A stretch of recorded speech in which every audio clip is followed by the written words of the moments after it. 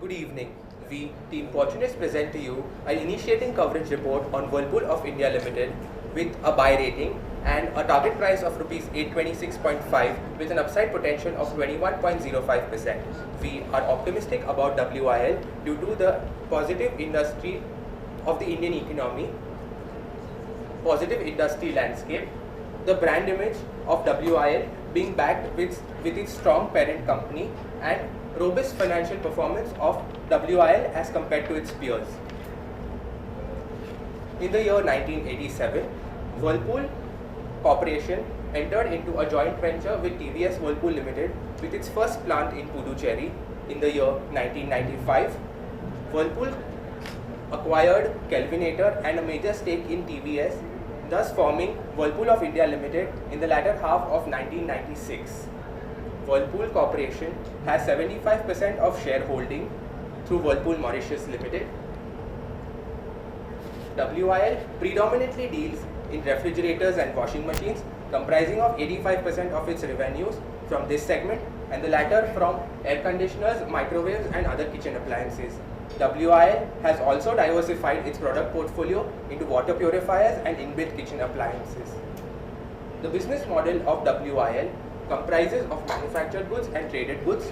Refrigerators and washing machines are manufactured domestically, whereas other goods are imported from its other global locations. Now coming on to the industry, which poses numerous opportunities for WIL to operate in. First of all, the macroeconomic scenario. As we can see, the GDP growth has picked up, at India being one of the fastest growing countries of the world. Inflation has stabilized and the interest rate scenario is also positive for the consumers, giving more disposable income and financing options available in their hand. Not just this, the IIP numbers recently have also shown a lot of positivity, and the consumer sentiment towards consumer durables industry is also positive. Schemes like the Make in India campaign, 7th Pay Commission, Rural Electrification campaign are also all going to benefit the industry in a huge way. Although the demand in the previous years was low due to unfavorable macroeconomic conditions, but going forward, we believe that the demand will increase because of the huge underpenetration in the Indian market. When compared globally, India ranks behind almost all the major economies as well as the developing nations, not in just refrigerators, in all categories, refrigerators, air conditioners, washing machines, and they lag behind also in terms of volumes produced. But this means that there is a huge headroom for India to be at. And as per a report published by FICCI, India is slated to be the 5th largest consumer durables market by 2020 and will grow at a CAGR of 17%. Now coming on to some demographic changes that have happened. 65% of the demand for these consumer durables comes from urban population, and urbanization as a trend is picking up. Not just this, 50% of the total population falls in the age group which is working class as per census 2011. This combined with the rise in nuclear families, changing consumption pattern of the younger population towards spending on more discretionary items is going to benefit the industry hugely. There are other factors also that are going to benefit the industry, some of which are premiumization, which means a shift from buying low-cost products to higher-end and higher-value products. We can see this shift already in terms of washing machine and air conditioners, where from 2000 to 14, they have moved towards automatic washing machines and split air conditioners. To just bring to your notice, it is worth mentioning that the margin differential between a direct and a frost-free refrigerator is about 50%, and that between a top-load and a front-load washing machine is about 60%. A shift towards these premium products is definitely going to increase the margins of these players in the industry. Not just this, other factors like entrance into the organized retail and e-retail are all going to streamline the supply chain and increase demand, especially for these high-end and premium products, which is again going to benefit the industry by expanding their margins. So all these are positives that WIL can actually tap on, but let us see if WIL is prepared for this. The consumer durables industry is primarily divided into the white goods segment and the brown goods segment, and WIL primarily operates in the white goods segment. By going by volumes, they are the 4th largest player in the market. We have conducted primary surveys and dealer visits to gain further insights to the market, and from our survey we have found out that Whirlpool ranks 3rd in the industry, right behind LG and Samsung, thus making it the largest Indian player. Also, we have devised a ranking methodology where we have ranked the premium products, and from our rankings we have found out that in the refrigerator segment Whirlpool ranks second, and in the washing machine segment Whirlpool ranks third. Not just that, they have a loyal and strong dealership, and also they are backed by the parent in terms of R&D and the technological development, therefore leading them to be recognized as a good technological leader. This, from a primary survey, we can see that they have a very good brand recall and also brand loyalty, helping them in drawing customers and also retaining existing customers. They are also very good on the technological front. This again is because of the backing from the parent. Not just this, they have products across variants and segments, and also they have products catering to all income classes. Now coming on to the corporate governance, going by the ESG score comparisons by Bloomberg for different brands, we can clearly see that Whirlpool has very good and strong corporate governance policies. Also, they have a good structured corporate structure in place, and they have committees in place to assess the management. They also strictly comply with the listing clause 46 of the listing agreement. Not just this, they are also strongly backed by the parent, because India and China have been identified as the markets for as the focus territories by Whirlpool Corp for their Asian markets expansion, and also Whirlpool Corp is a globally well-known name in the consumer durable space. Going by all these factors, we are extremely positive about WIL. We give a buy recommendation based on our financial analysis and valuation. We have valued WIL on 4 fronts: operating discipline, efficiency, liquidity and returns. Having a support of a parent in terms of technology, it has very less spending on R&D. Also, its spending on advertisement is very less. Moreover, with its focus on premium products, WIL's profitability has been better than median industry standards. Its operating efficiency has always been high, but in the current fiscal, due to anticipation of high demand, inventory was high, because of which number of working capital days turned out to be high. Being a net cash company, having no long-term debt and short-term obligations well covered by current assets, it possesses strong liquidity. Coming to returns, it has not paid any dividends as of yet, but it has no long-term debt, because of which it has very less interest burden, because of which its ROE has been better than industry. Now, considering all these factors and comparing it with peers, we feel that WIL stands second. Symphony, which stands first, primarily operates in cooler segment. So when we ignore that, WIL stands first. Coming on to the valuation front, we have valued WIL using 2 approaches: discounted cash flow methods and relative multiples. Historically, it has been found that there is high correlation between per capita income growth of India and growth of consumer durables industry. We feel that this industry grows with a multiplier of 2.3x of per capita growth. Now, taking the terminal growth rate of 5% and a WACC of 14.98%, we have arrived at a share price of Rs 803. For relative valuation, we have chosen comparables in the white goods segment in India. We have chosen EV by sales, EV by EBITDA and PE multiples, all based on 2-year forward medians. EV by sales was chosen specifically because of the cyclical nature of industry, and its capital intensive nature required valuation using EV by EBITDA. Combining all these 3, we arrived at a valuation of Rs 861.7. Now, giving 60% weightage to DCF and 40% weightage to relative valuation, we have arrived at our target share price of Rs 826.5. Now, talking about the risk, we have identified 3 major risks. They are external risk, model risk and strategic risk. Some of the external risks are any tapering in the GDP growth, any adverse exchange rate movement and any spike in commodity prices. Because WIL's total cost considers 30% commodity imports, but we don't see this happening in the near future, so it won't have any effect on WIL. And WIL also faces strong industry specific risk due to huge competition in the consumer durable space, both from domestic as well as international players. Also, PE norms are also needed to impact the margins in the short term, but in the longer run, it is expected that the cost will be passed on to the consumers. Signing of more FTAs are also slated to bring new competition. Talking about the strategic risk, we have identified 2 main strategic risks. These are basically royalty expenses as a percent of revenue and the low ad spend as compared to its rivals. But our primary research have shown that their focus is on dealership network, and they are one of the best in that field. Also, in our model, our key assumptions are based on per capita growth multiplier, growth rate and WACC. And the Monte Carlo simulation and the sensitivity analysis have shown that these values need to go significantly down so as to change our recommendation.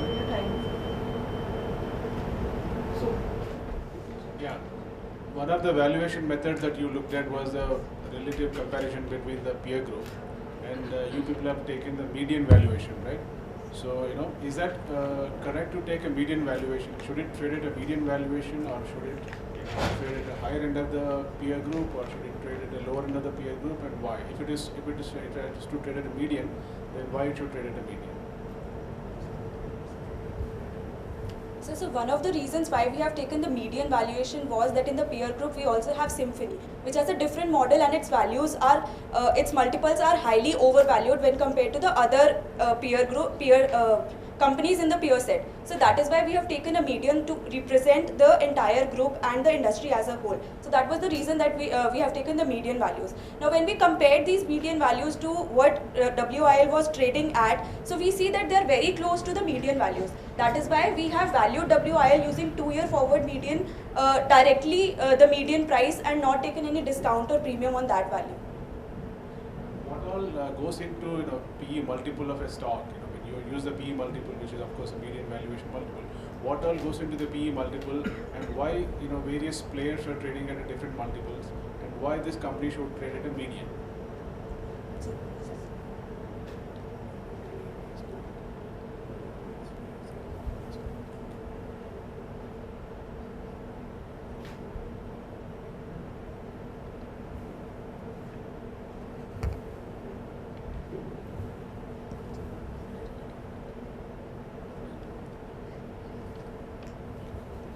So basically our approach was that PE median values, because of the EPS growth that we have seen in this industry, because 2 years back most of the companies were in negative profits. So that the extreme change has been due to the EPS growth, the positive profits basically, and the players such as Whirlpool trade specifically below the median value.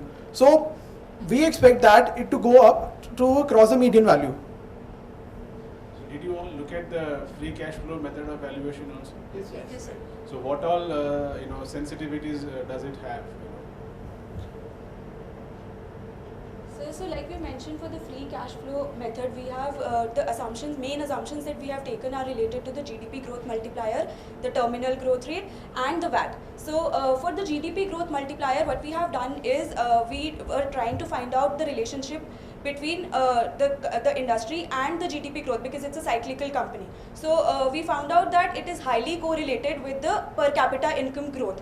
So from that, we took an average of the last 15 years of the growth of the industry with the growth of the per capita. So that average came out to be 2.3x. So from that, we have forecasted the revenues for the next 8 years till 2023 based on the forecast for the per capita that we got from the OECD. So that is the one assumption for revenues that we have taken.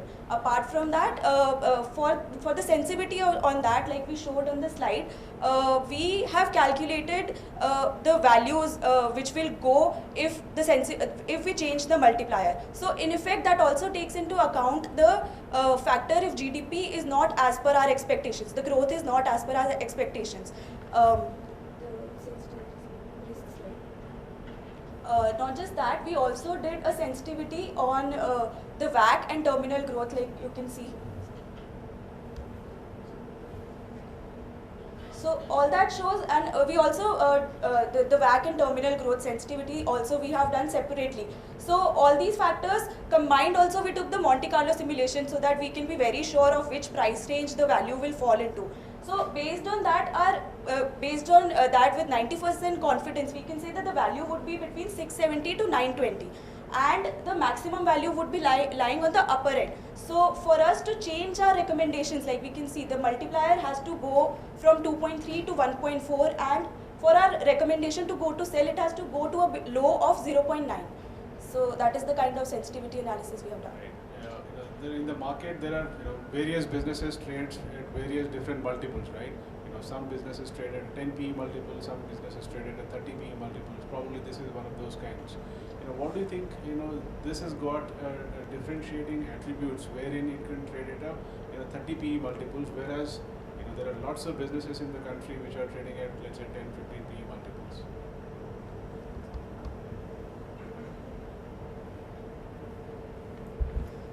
Sir, yeah. So basically, like we mentioned, the industry currently is very under-penetrated, and there's a lot of scope for the industry to grow further. And the penetration levels are very low compared to global averages. So we also checked the multiples of the similar kind of companies globally, like LG, Samsung, who are operating on a worldwide scale. And we found that the multiples at which they are operating are in the range of 10 to 15x. So that is the kind of multiple in the very long run when they have achieved high penetration, they are the Indian companies are also going to achieve that. But currently, because of this high under penetration and because they have not reached the masses as such, and the acceptance levels of these goods is not that much in the rural areas, and even in the urban areas, the acceptance level is not that much. So once that penetration levels are reached, we expect the multiples to go down. But currently, over the near term, they are going to be trading at high multiples.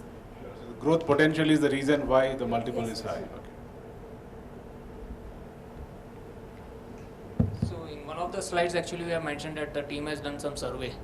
So can you elaborate on that? I mean, how many dealers have you visited or something like that?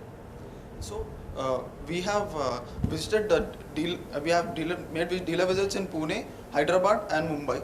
So there we have talked with both dealers and customers, where we have asked customers as to their satisfaction and if they were first-time customers or if they were replacing an existing product. And with dealers, we asked them if how satisfied were they with Whirlpool and how do they, what are the problems with the dealership network and on other parameters like that. How did you rank this company compared with the competition? So that what we did is the ranking we did was for to see how they were targeting the premium segment. What we did was we have taken the price ranges of all the companies in the product variants, and we have divided them into premium, economic, and medium scale. After that, we have, after bucketing these products, we have taken account of the number of products, and we have taken a percentage of the premium products as of the whole product. So that percentage has given us, using that percentage, we have ranked the companies.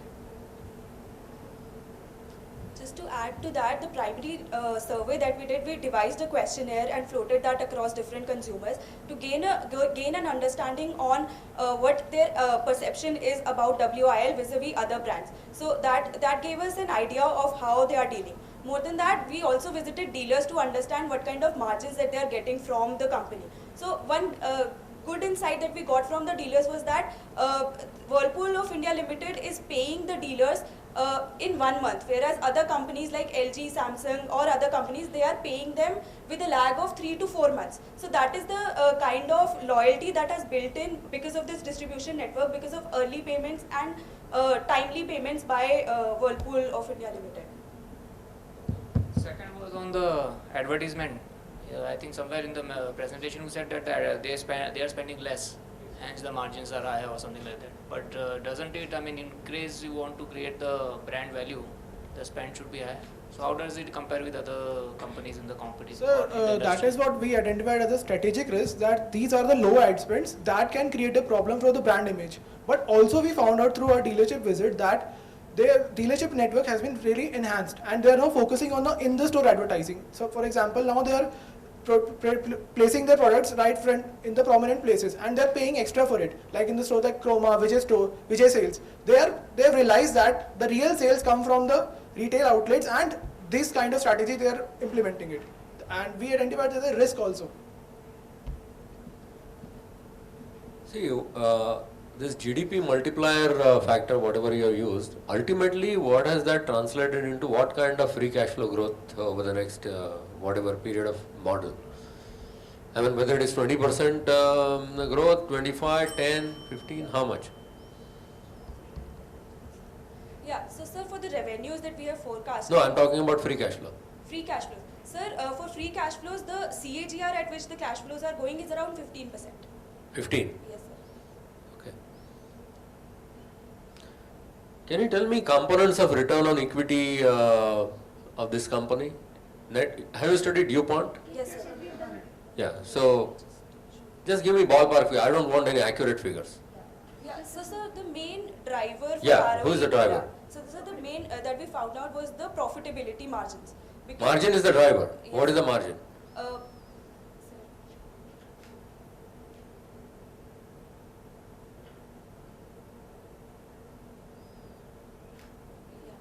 So margins are around, the net profit margins are around 6 to 6.5%. Yeah. When we compare them to the industry, No, they are- that's fine. Yeah. Now,